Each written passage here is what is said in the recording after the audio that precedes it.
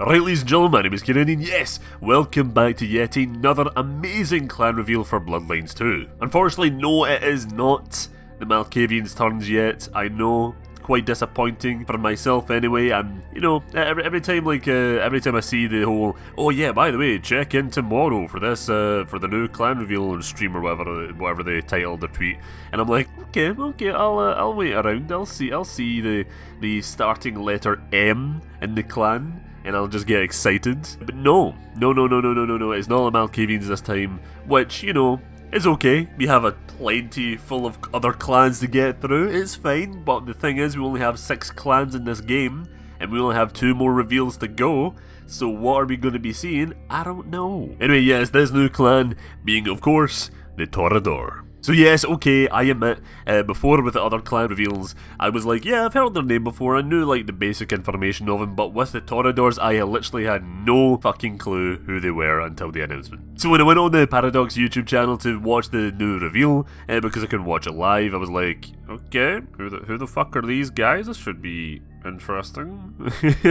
Anyway, yes, the Toreadors, because I didn't really know anything about them, I decided to educate myself through the magical resource called the White Wolf Wiki, which I will dive into the clan's history later in the video, but first let's take a dip into the reveal video, then the site details. So first up is the A Beautiful Way to Die video, which follows a lady Toreador who walks us through her mindset, which is that the world they live in is stale and boring, so she, and I'm assuming the rest of the clan, seek out perfection and beauty, which in her case is filming herself in either embrace or just feed on a guy to maybe watch later, who knows. Maybe in the world of darkness there's a section of the dark web for this kind of shit. People like weird stuff. But since she does say that she is a beautiful way to die, I'm guessing that wee guy just got munched to oblivion, and not in a good way like a wee hickey. Well, you know, that's if you're into that sort of thing. Again, I'm really not, but you know.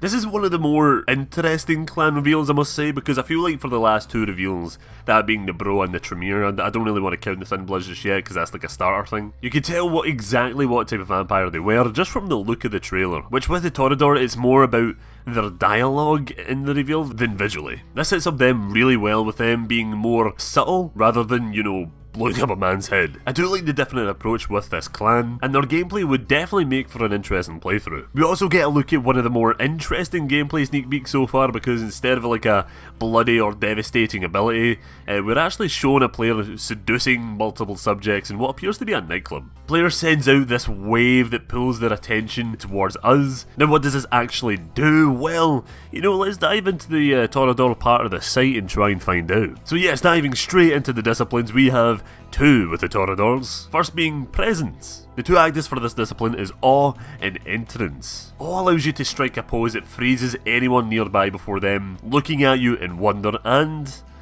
you know, in awe, like the name suggests. Entrance turns a group of nearby civilians into admirers. This group will then follow your every move and will even distract nearby enemies. So that's what I'm guessing the ability shown in the trailer was the entrance ability, because everyone just kind of like turned and just kind of like started walking towards you. If it was awe, then I would imagine they would just kind of be frozen in place and then just kind of stare at you from a distance. Our second discipline here is Celebrity, which I kind of find a wee bit weird, because when I was initially reading it on the site, I was like, this seems very familiar, I'm pretty sure I've read this before, and it turns out I have, because that is the exact same discipline as the Broa, which I do find kind of strange. Maybe they ran out of ideas, or maybe they're just like, okay, maybe we can take this discipline and then apply it to the Bros as well, or I mean the Toreadors as well. I have no idea if this is actually their second discipline or if it was just a mistake done on the site. I'm guessing not, but if I am wrong on that, then please correct me down in the comments below. So going over it again, we do have Unseen Storm and Accelerate. Unseen Storm allows you to dash in any sort of direction at high speeds that confuses your opponents, allowing you to dash away to cover or simply just to dodge an attack. Accelerate allows you to essentially freeze time because you're moving so fast, allowing you to dodge bullets in cars and even slip away undetected. I do find it weird that they do have like the same second discipline as the Bro, but you know, oh well. Like, vampires are similar, they both have similar needs and all that. Some clans have to be similar in some cases, so I'm glad it's this clan. But anyway, yes, as I said at the start of the video, let's move on and talk about the history of the Toreador for those of you unaware of the clan.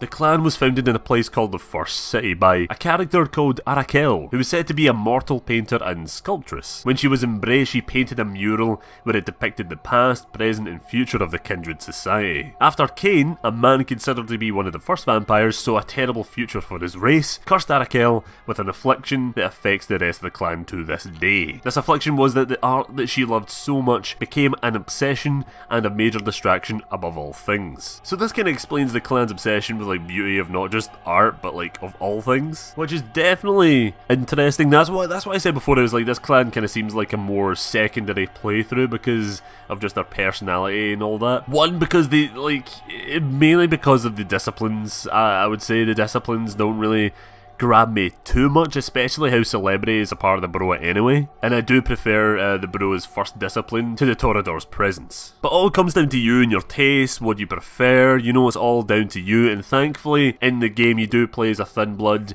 and you do have like time to kind of like get adjusted to the world before making your ultimate decision to join a clan, so that's cool. But yes, it's a very interesting backstory actually. I think I prefer the Tremors one because they're more like cult-like, which I'm just, you know, I just love cults, I'm a big sucker for them. But again, like each one of these clans is very interesting to dive into the lore to, so I really suggest if you want to learn a lot more of these clans, go over to the White Wolf wiki and then just dive into there, you know, dive into the history. It's all cool. It's a good read. By the way guys, I actually almost forgot about the introduction paragraphs for the clan on the site, which actually appears to be much larger than usual, so let's dive right into that. From its music, gardens and parks, and iconic architecture, it would almost appear as though Seattle was shaped by artists. And with good reason. Two of Seattle's former princes were Toreador, and they remain one of the most numerous kindred in the city. Influencing the political, social and cultural elite, the Toreador have been well entrenched within Seattle's power structure since its days as a pioneer settlement. One look at the modern landscape of downtown could paint a different picture, as if the massive cranes reshaping the city represent hands plucking petals off the rose. Another music venue gets demolished, a block of cookie cutter townhouses replaces a mid-century modern home, an eccentric district becomes a family-friendly shadow of itself. You will find that the Toreador on the arms of the influential and on the dance floor of the most exclusive clubs. But there is a sense that this clan is partying like it's their last. Further down the page it does say this as well. Obsessed with beauty in all forms,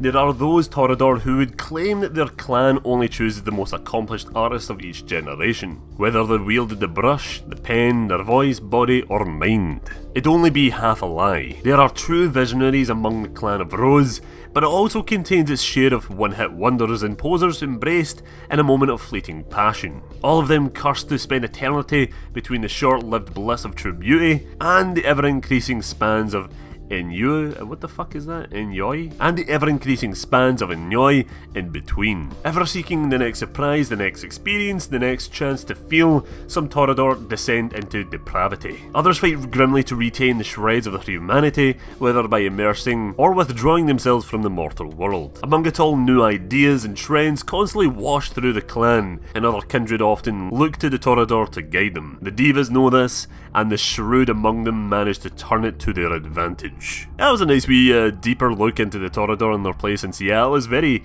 very interesting stuff. So that was the Toreador clan. What do you guys think of the reel so far? Let me know down in the comments below. For me, this clan seems like a second playthrough sort of clan, you know? That's just me though, but don't get me wrong, they do seem like a really interesting clan. But the Tremere just seem a lot more appealing to play as for me, from their disciplines to overall personality. And since I have that more like aggressive, combat focused playstyle when it comes to these sort of games, I obviously tend more towards that sort of side than the more political side. Anyway, yes, special thanks to my brilliant patron Simon619, Devil and Proxy1 for your continued support over on my Patreon. Thank you guys so much. So yes, thank you guys so much for watching the video. That is another clan reveal down. We have 2 more clan reveals to go. Then there is E3. I'm very excited indeed. But yeah guys, if I missed out on any information, please let me know down in the comments below. I'm pretty sure maybe there's like a wee splinter of information coming around somewhere that I just didn't really pop up and didn't catch my eye.